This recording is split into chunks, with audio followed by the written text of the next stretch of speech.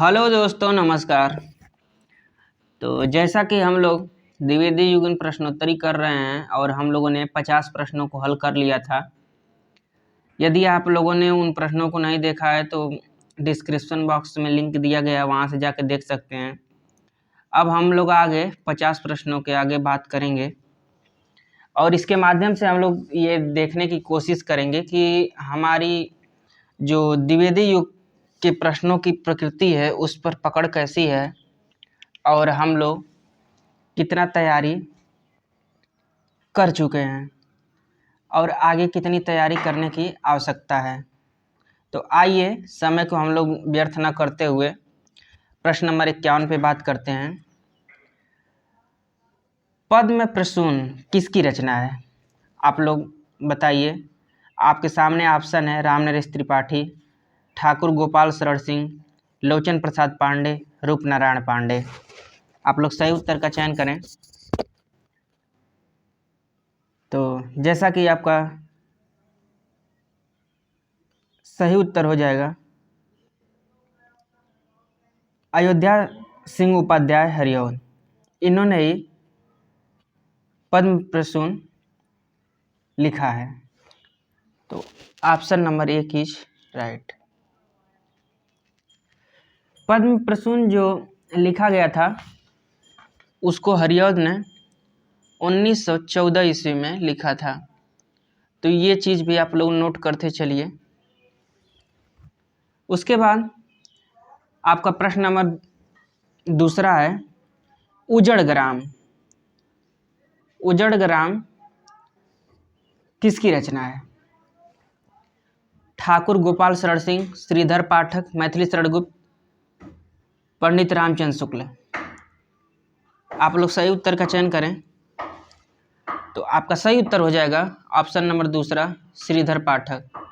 श्रीधर पाठक ने 1889 ईस्वी में उजड़ ग्राम की रचना किया था और इसकी जो रचना है ये ब्रज भाषा में हुई है। ब्रज भाषा। तो आप लोग ये भी कोशिश करिए कि कौन सी रचना किस भाषा में है उसको भी ध्यान में रखिए, क्योंकि ये क्वेश्चन भी बन सकते हैं कि उजड़ ग्राम किस भाषा में लिखा गया।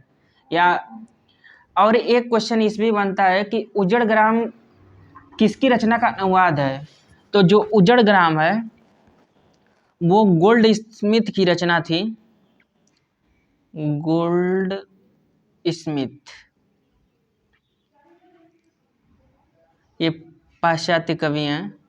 इनकी रचना थी डेजर्टेड विलेज। Deserted village. इसी को श्रीधर पाठक ने ब्रजभाषा में अनुवाद किया था 1889 ईस्वी में। तो ये चीज़ें आप लोग नोट कर लीजिए। आइए हम आगे प्रश्नों को देखते हैं। रस कलश किसकी रचना है? आपके सामने ऑप्शन दिए गए हैं हरिऔध, द्विवेदी जी, रामनरेश त्रिपाठी, श्रीधर पाठक। अगर द्विवेदी नाम दिया गया है तो ये हमेशा अगर द्विवेदी युग के संदर्भ में है तो महावीर प्रसाद द्विवेदी से ही संबंधित है। हजारी प्रसाद द्विवेदी को लेकर के लोग कन्फ्यूज रहते हैं। तो आप एक चीज़ ध्यान रखिए कि जो महावीर प्रसाद द्विवेदी थे उनका काम सिर्फ द्विवेदी युग में ही था। द्विवेदी युग की ही कविताओं को देखते सुनते थे और खड़ी बोली के लिए बड़ा प्रतिबद्ध थे। व्याकरण सम्मत भाषा का बड़ा प्रयोग करते थे और द्विवेदी युग को बनाने का काम इन्हीं का है। इसके अलावा कुछ इनका काम नहीं रहा है। तो 53 नंबर का आप लोग सही उत्तर का चयन करें कि रस कलश किसने लिखा है।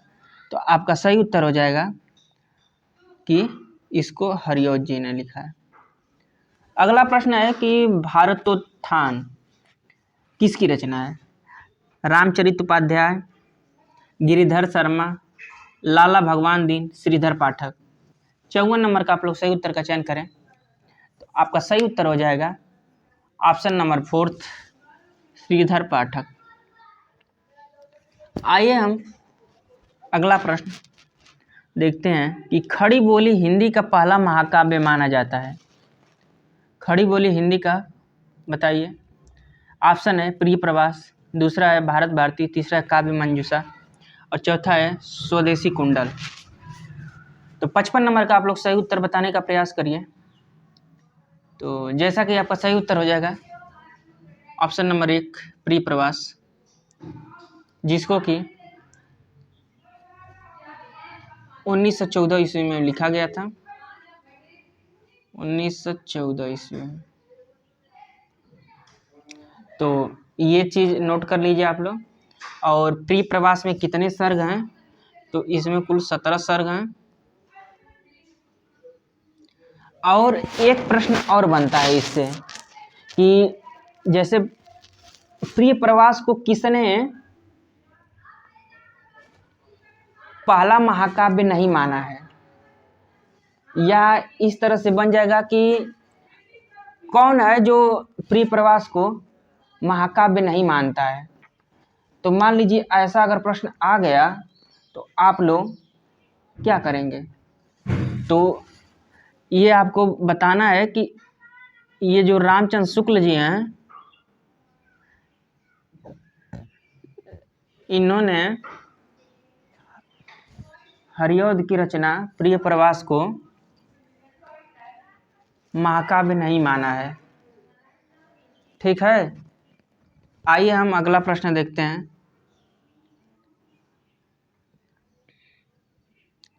प्रिय प्रवास में किसकी कथा है? ये बहुत ही महत्वपूर्ण प्रश्न होगा आपके लिए। पहला ऑप्शन है राम, दूसरा है शिव, तीसरा है कृष्ण, चौथा है विष्णु। 56 नंबर का आप लोग सही उत्तर का चयन करें। तो आपका सही उत्तर हो जाएगा ऑप्शन नंबर 3 श्री कृष्ण। प्रिय प्रवास में कृष्ण के कथा कही गई है। इसमें कृष्ण के बारे में उनका मथुरा गमन, उनके वात्सल्य वियोग, ये सब चीज़ों का वर्णन मिलता है। तो ये चीज़ आप लोग जरूर याद करिए कि प्रिय प्रवास में श्री कृष्ण की कथा वर्णित है।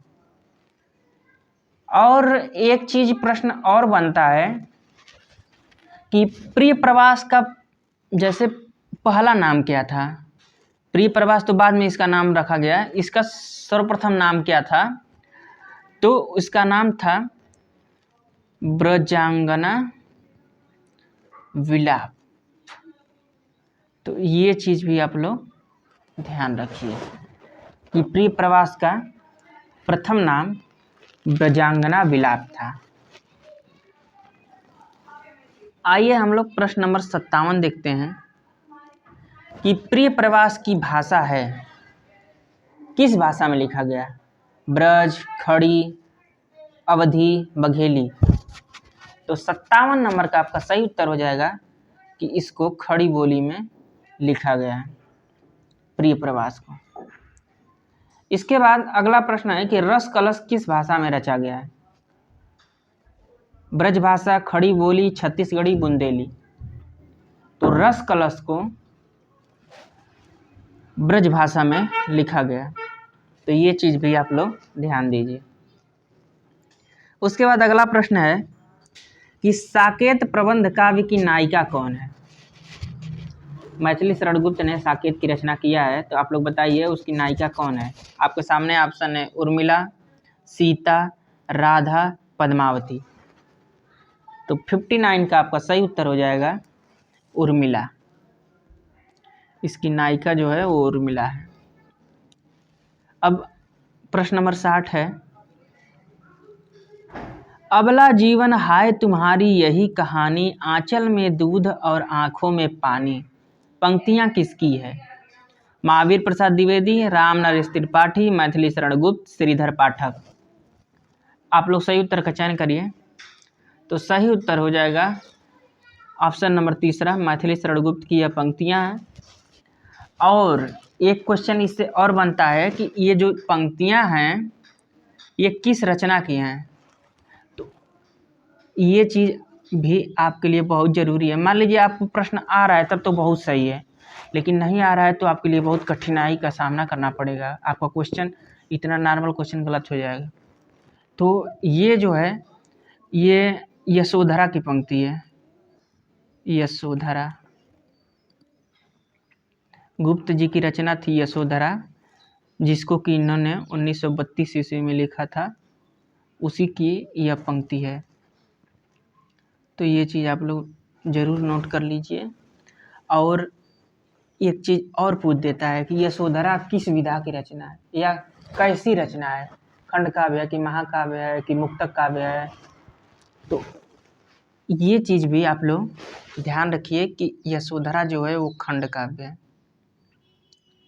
क्योंकि ऐसे प्रश्न बने हैं और अगर आप ऐसे प्रश्नों को नहीं हल कर पाएंगे तो आपके लिए दिक्कतें होंगी।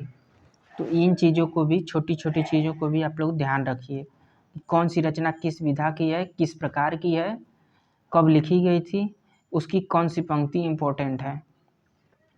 आइए हम प्रश्न नंबर 61 देखते हैं कि मैथिली शरण गुप्त जी का प्रिय छंद कौन सा है। दोहा, चौपाई, सुरठा, हरिगीतिका। आप लोग सही उत्तर का चयन करिए। 61 नंबर का सही उत्तर क्या होगा? तो सही उत्तर हो जाएगा ये हरिगीतिका छंद में लिखे, मतलब इनकी हरिगीतिका छंद बहुत ही प्रसिद्ध छंद है और प्रिय छंद है।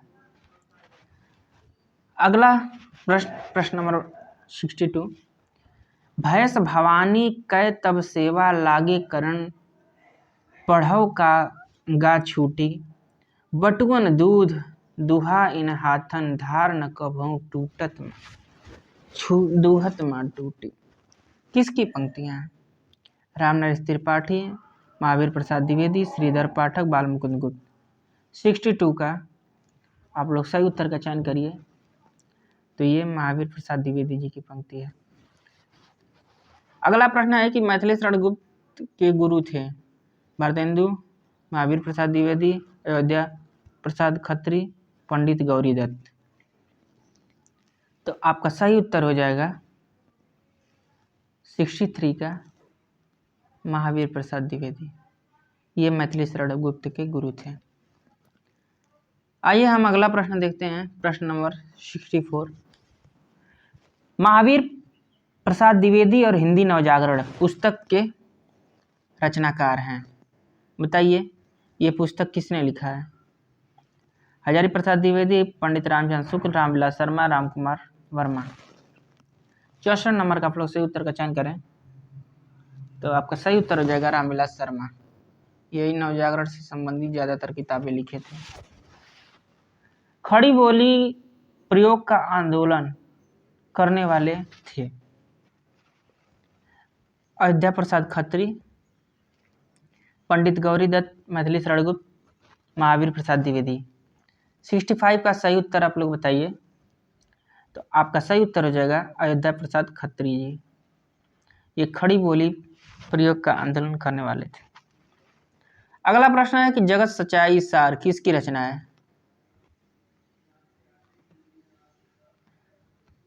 शुक्ल जी, रामनरेश त्रिपाठी, बालमुकुंद गुप्त, श्रीधर पाठक। आपका सही उत्तर हो जाएगा ऑप्शन नंबर 4 श्रीधर पाठक। इन्होंने जगत सच्चाई सार को 1887 ईस्वी में लिखा था। जगत है सच्चा तनिक न अच्छा, समझो बच्चा इसका भेद, यही पंक्ति थी। अगला प्रश्न है कि स्वप्न खंड काव्य के रचयिता हैं, और आपके सामने ऑप्शन है श्रीधर पाठक, रामनरेश त्रिपाठी, मैथिली शरण गुप्त, लोचन प्रसाद पांडे। एक चीज तो पहले कंफर्म कर लीजिए कि स्वप्न जो है वो खंड काव्य है, क्योंकि मान लीजिए अगर प्रश्न वैसे पूछ दिया गया घुमा करके तो आप गड़बड़ ना कर पाए। उसके बाद इसको किसने लिखा है? इसको आपके लिखे हैं रामनरेश त्रिपाठी जी। और मान लीजिए पूछ दिया गया कि स्वप्न कब लिखा गया था, ये जो खंड काव्य कब लिखा गया था, तो ये लिखा गया था आपका 1929 ईस्वी में। और रामनरेश त्रिपाठी के और 2 खंड काव्य हैं, उनको भी आप लोग नोट डाउन कर लीजिए। तो एक है मिलन, मिलन को इन्होंने लिखा था 1917 ईस्वी में, और एक है इनका पथिक, पथिक को इन्होंने लिखा था 1920 ईस्वी में। ये खंड काव्य हैं, यानी कि मिलन 1917 ईस्वी, पथिक 1920 ईस्वी और स्वप्न खंड काव्य 1929 ईस्वी। इसके बाद अगला प्रश्न हम लोग देखते हैं कि प्रिय प्रवास का प्रकाशन वर्ष बताइए। 1914, 1913, 1915, 1910। 68 का आप लोग सही उत्तर का चयन करें। प्रिय प्रवास कब लिखा गया था? आपका सही उत्तर हो जाएगा 1914 में। अब मान लीजिए पूछ दिया गया कि प्रिय प्रवास में कितने सर्ग हैं, तो 17 सर्ग हैं। 17 सर्ग हैं प्रिय प्रवास में। और मान लीजिए पूछ दिया गया कि प्रिय प्रवास किसने लिखा है, तो अयोध्या सिंह उपाध्याय हरिऔध ने प्रिय प्रवास लिखा है। तो ये चीज आप लोग ध्यान रखिए। अगला प्रश्न है कि हम कौन थे, क्या हो गए हैं और क्या होंगे अभी, आओ विचारें आज मिलकर ये समस्याएं सभी। ये प्रसिद्ध पंक्तियां किस काव्य ग्रंथ से उद्धृत की गई हैं? आप लोग सही उत्तर का चयन करिए। आपके सामने 4 ऑप्शन है, साकेत, जयद्रथ वध, भारत भारती, स्वप्न। तो 69 का आपका सही उत्तर हो जाएगा भारत भारती। अब मान लीजिए आपसे क्वेश्चन पूछ दिया गया भारत भारती कब लिखा गया था, तो 1912 ईस्वी में। मान लीजिए पूछ दिया गया कि भारत भारती किसने लिखा था, तो क्या बताएंगे? गुप्त जी, मैथिली शरण गुप्त, इन्होंने ही भारत भारती लिखा था। मैथिली शरण गुप्त से ज़्यादातर क्वेश्चन बनते ही रहते हैं, तो आप लोग मैथिली शरण गुप्त को थोड़ा डिटेल में पढ़ लीजिए। आइए हम अगला प्रश्न देखते हैं। प्रश्न नंबर 70 है कि किस कवि ने माइकल मधुसूदन दत्त की कृतियों का अनुवाद मधुप उपनाम से किया है? मैथिली शरण गुप्त, पंडित रामचंद्र शुक्ल, नहीं रामचंद्र गुप्त, महावीर प्रसाद द्विवेदी, लोचन प्रसाद पांडे। आप लोग सही उत्तर का चयन करें। तो मधुप उपनाम से जो लिखते थे वो आपके गुप्त जी ही लिखते थे, मैथिली शरण गुप्त। और एक चीज और जरूरी है कि मधुप उपनाम से क्या लिखते थे, तो जो बांग्ला की रचनाएं थी उन्हीं का अनुवाद करते थे। बांग्ला की रचनाओं का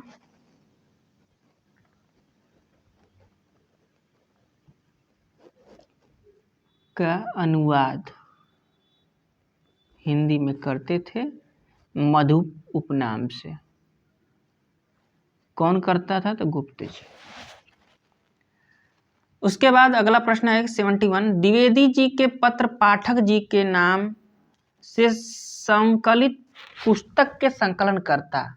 ये संकलित पुस्तक का नाम है द्विवेदी जी के पत्र पाठक जी के नाम, और इसको संकलन किसने किया है ये बताना है। आपके सामने ऑप्शन है मैथिली शरण गुप्त, मुकुटधर पांडे, श्रीधर पाठक, पद्मधर पाठक। तो 71 का आप लोग सही उत्तर का चयन करें तो आपका सही उत्तर हो जाएगा Padmadhar Pathak. Option number 4 is right. इसके बाद अगला प्रश्न है 72, बड़ी धूम से टेसू आए, लड़के लाड़ी साथ लगाए, होगा दिल्ली में दरबार, सुनकर चौंक पड़ा संसार। किसकी पंक्तियां? निराला, माल मुकुंद गुप्त, श्रीधर पाठक, रामनरेश त्रिपाठी। 72 का आप लोग सही उत्तर का चयन करें। तो 72 का आपका सही उत्तर हो जाएगा बाल मुकुंद गुप्त। अगला प्रश्न देखते हैं, प्रश्न नंबर 73, सरस्वती के आरंभिक संपादक मंडल में निम्नलिखित में से कौन नहीं थे? बाबू राधा कृष्ण दास, बाबू गुलाब राय, बाबू जगन्नाथ दास, बाबू श्याम सुंदर दास। आप लोग सही उत्तर का चयन करें। पिछले वीडियो में हमने पूरा संपादक मंडल का नाम लिखवाया था, कौन कौन सब प्रथम संपादक मंडल में थे। और 1900 से 1901 तक इन्होंने संपादन कार्य किया था। इसके बाद चिंतामणि घोष आ गए थे, उसके बाद आपके महावीर प्रसाद द्विवेदी आ गए थे, और महावीर प्रसाद द्विवेदी ने 1903 से 1920 तक संपादन कार्य किया। आप लोग सही उत्तर का चयन करिए। तो 73 का आपका सही उत्तर हो जाएगा बाबू गुलाब राय। यही इस संपादक मंडल में नहीं थे। बाकी राधा कृष्ण दास, बाबू जगन्नाथ दास, बाबू श्याम सुंदर दास, किशोरीलाल गोस्वामी, ये लोग थे। इसके बाद अगला प्रश्न है कि सारे देव वृंद से खिंचकर देवराज के नयन हजार कामदेव पर बड़े चाव से आकर पड़े एक ही बार, किसकी पंक्तियां हैं? 74 नंबर का आप लोग सही उत्तर का चयन करें। आपके सामने 4 ऑप्शन है: श्रीधर पाठक, मुकुटधर पांडे, महावीर प्रसाद द्विवेदी, बाबू जगन्नाथ दास। तो 74 नंबर का आपका सही उत्तर हो जाएगा महावीर प्रसाद द्विवेदी। अगला प्रश्न है कि मेरे चपल यौवन बाल अचल अंचल में पड़ा सो मचल कर मत साल, ये किस काव्य रचना से उद्धृत पंक्तियां हैं? साकेत, मानसी, रसकलश, प्रिय प्रवास। 75 का आप लोग सही उत्तर का चयन करिए। तो सही उत्तर हो जाएगा साकेत। और साकेत गुप्त जी ने कब लिखा था? मैथिली शरण गुप्ते ने साकेत लिखे हैं जी। तो बताइए कब लिखे थे? तो 1931 ईस्वी में। अगला प्रश्न है प्रश्न नंबर 76 कि निम्न में से कौन स्वच्छंदतावादी कवि नहीं है? श्रीधर पाठक, हरिऔध, रामनरेश त्रिपाठी, रूपनारायण पांडे। तो आपका सही उत्तर हो जाएगा ऑप्शन नंबर 2 हरिऔध। ये स्वच्छंदतावादी कवि नहीं है। बाकी पाठक जी, त्रिपाठी जी, पांडे जी, ये लोग स्वच्छंदतावादी कवि हैं। इसके बाद 77 नंबर प्रश्न है लिखो न करो लेखनी बंद, श्रीधर सम सब कवि स्वच्छंद, किसकी पंक्ति है? तो जैसा कि पंक्तियों में ये मणित है कि किसकी पंक्ति है। आपके सामने ऑप्शन है हरिऔध, रामनरेश त्रिपाठी, रूपनारायण पांडे, श्रीधर पाठक। तो ये श्रीधर पाठक की पंक्ति है। और ये बहुत इंपॉर्टेंट पंक्ति है, जगत है सच्चा तनिक न कच्चा, समझो बच्चा इसका भी, किसकी पंक्ति है? ये ज्यादातर परीक्षा में पूछी गई पंक्तियां हैं। आपके सामने ऑप्शन है मुकुटधर पांडे, पद्मधर पाठक, श्रीधर पाठक, रामनाथ त्रिपाठी। 78 का आप लोग सही उत्तर का चयन करें। तो सही उत्तर हो जाएगा श्रीधर पाठक। इसके बाद अगला प्रश्न है कि महावीर प्रसाद द्विवेदी ने सरस्वती पत्रिका का संपादन कब से कब तक संभाला है? 1900 से 1920, 1900 से 1918, 1903 से 1920, 1900 से 1915। आपका सही उत्तर हो जाएगा 1903 से 1920 तक इन्होंने सरस्वती पत्रिका का कार्यभार संभाला था। अगला प्रश्न है प्रश्न नंबर 80। 50 प्रश्नों को हम लोग हल करेंगे, तो आप लोग देखते रहिए 100 तक प्रश्नों को हल किया जाए। नंबरिंग 100 तक रहेगी, बाकी प्रश्न 50 ही रहेंगे। कुमार संभव सार किसकी रचना है? मैथिली शरण गुप्त, महावीर प्रसाद द्विवेदी, हरिऔध, पंडित रामचंद्र शुक्ल। 80 नंबर का आप लोग सही उत्तर का चयन करें। तो महावीर प्रसाद द्विवेदी आपके सही उत्तर हो जाएगा। इसके बाद 81 नंबर क्वेश्चन है कविता कलाप किसकी रचना है? हरिऔध, माखनलाल चतुर्वेदी, महावीर प्रसाद द्विवेदी, जगन्नाथ दास रत्नाकर। 81 नंबर का आप लोग सही उत्तर का चयन करें। तो ये महावीर प्रसाद द्विवेदी जी की रचना है। उमर खयाम की रुबाइयों के रचनाकार हैं मैथिली शरण गुप्त, बाल मुकुंद गुप्त, रामनरेश त्रिपाठी, श्रीधर पाठक। आप लोग सही उत्तर का चयन करें। 82 नंबर का आपका सही उत्तर क्या हो जाएगा? तो आपका सही उत्तर हो जाएगा मैथिली शरण गुप्त। इन्होंने उमर खयाम की रुबाइयों की रचना। अगला प्रश्न है कि मडेल भगिनी किसकी अनुदित रचना है? माखनलाल चतुर्वेदी, बाल मुकुंद गुप्त, श्रीधर पाठक, रामनरेश त्रिपाठी। 83 नंबर का आप लोग सही उत्तर का चयन करेंगे। तो सही उत्तर हो जाएगा बाल मुकुंद गुप्त, इन्होंने ही लिखा है, अनुवाद किया। और आगे 84 नंबर प्रश्न है, और ये बहुत ही इम्पोर्टेंट प्रश्न है, जिसको नहीं आ रहा होगा बहुत कठिन लगेगा, और जिसको आ रहा होगा बहुत सरल लगेगा। 84 नंबर का आप लोग सही उत्तर का जानकारी कि समालोचना दर्श किस विधा की रचना है? निबंध, आलोचना, नाटक, काव्य। 84 नंबर का आप लोग सही उत्तर का चयन करें। समालोचना दर्श, जगन्नाथ दास रत्नाकर ने इसको लिखा है, बताइए। समालोचना दर्श कैसी रचना है? तो आपका सही उत्तर हो जाएगा 84 का काव्य। इसको जगन्नाथ दास रत्नाकर ने 1898 ईस्वी में लिखा था। 1898 ईस्वी। और एक और जरूरी बात है कि ये अनुवाद किए थे, और जो अनुवाद था एसे ऑन क्रिटिसिज्म का अनुवाद था। एक पोप नाम के कवि हैं, उनकी रचना थी एसे ऑन क्रिटिसिज्म। ये चीज़ आप लोग नोट कर लीजिए, यही पोप की रचना थी। इसी को इन्होंने समालोचना दर्श नाम से अनुवाद किया था जगन्नाथ दास रत्नाकर ने। जगन्नाथ दास रत्नाकर, इन्होंने ये अनुवाद करके समालोचना दर्श नाम दिया। आइए हम अगला प्रश्न देखते हैं, प्रश्न नंबर 85। हिम किरीटनी कविता के रचनाकार हैं। आपके सामने ऑप्शन दिए गए हैं, लोचन प्रसाद पांडे, मुकुटधर पांडे, माखनलाल चतुर्वेदी, बाल मुकुंद गुप्त। 85 नंबर का आप लोग सही उत्तर का चयन करें तो आपका सही उत्तर हो जाएगा माखनलाल चतुर्वेदी।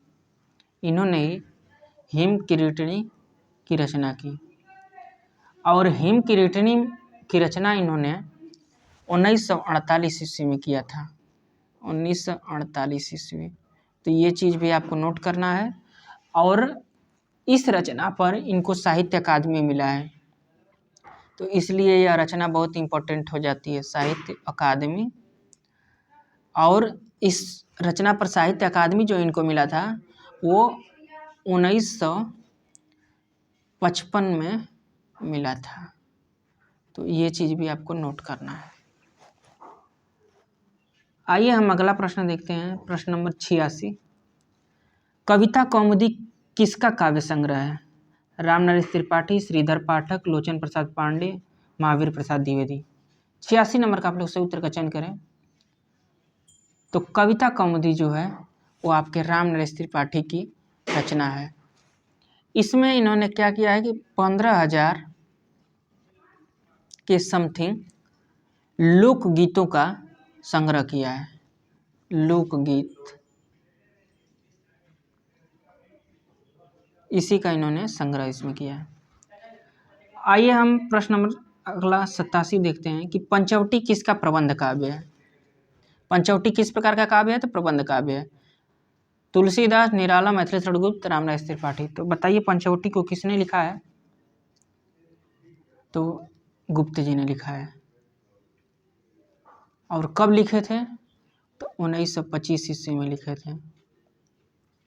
ये किस प्रकार की रचना है? तो ये प्रबंध काव्य है। प्रबंध काव्य में खंड काव्य है, ठीक है, खंड काव्य, क्योंकि ये महाकाव्य भी लिखे थे तो ये खंड काव्य है। आइए हम अगला प्रश्न देखते हैं। नहुस काव्य के रचनाकार हैं। देखिए नहुस एगो नाटक है और एगो काव्य है, तो ये दोनों चीज अलग अलग है। नहुस जो नाटक है वो क्या भारतेंदु हरिश्चंद्र के पिताजी लिखे थे। और जो नहुस काव्य है इसको किसने लिखा था आप लोग बताइए? मैथिली शरण गुप्त, गिरधर दास, भारतेंदु हरिश्चंद्र, श्रीधर पाठक। 88 नंबर का आप लोग सही उत्तर का चयन करें। तो नहुस काव्य को मैथिली शरण गुप्त ने लिखा है। और कब लिखा था? तो 1940 में लिखे थे, 1940 ईस्वी में लिखे थे। और किस प्रकार की रचना है? तो ये खंड काव्य है, खंड काव्य। तो ये चीज भी आप लोग ध्यान दीजिए कि ये खंड काव्य रचना है। अगला प्रश्न हम लोग देखेंगे, प्रश्न नंबर 89। पलासी का युद्ध अनुदित काव्य रचना के रचनाकार हैं? महावीर प्रसाद द्विवेदी, मैथिली शरण गुप्त, लोचन प्रसाद पांडे, रामनरेश त्रिपाठी। 89 का आप लोग सही उत्तर का चयन करें तो आपका सही उत्तर हो जाएगा मैथिली शरण गुप्त। इन्होंने पलासी का युद्ध अनुदित काव्य की रचना की।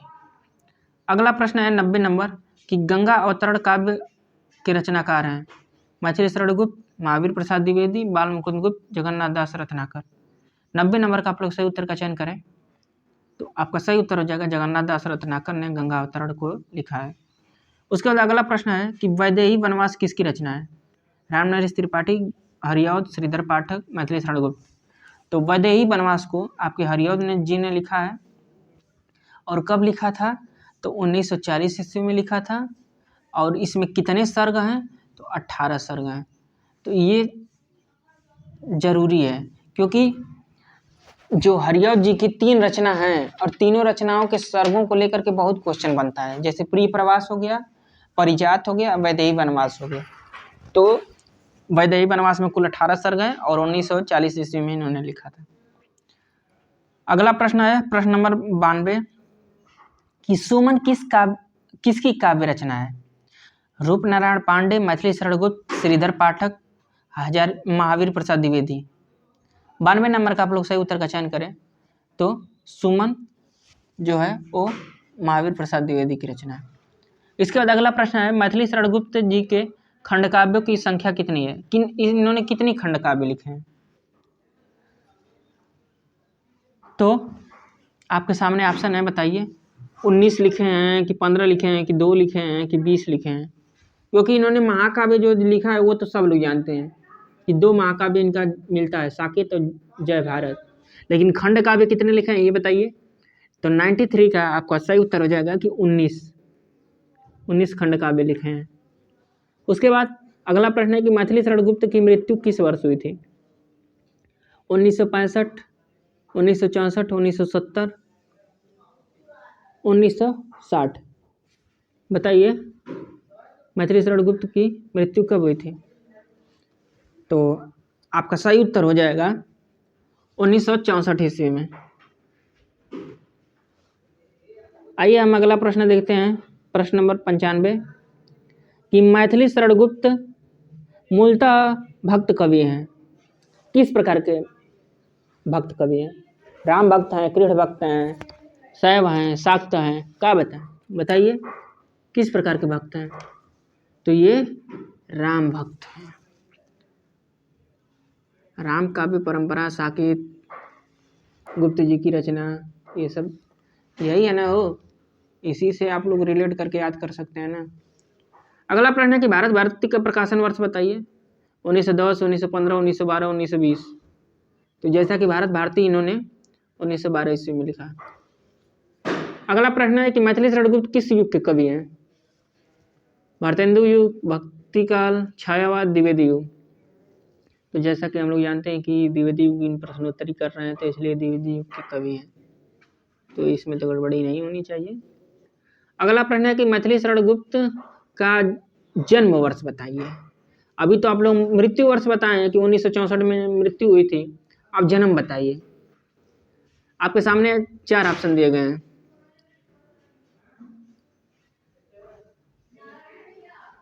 पहला है कि 870 ईस्वी, दूसरा है 1886 ईस्वी, तीसरा है 1890 ईस्वी, चौथा है 1900 ईस्वी।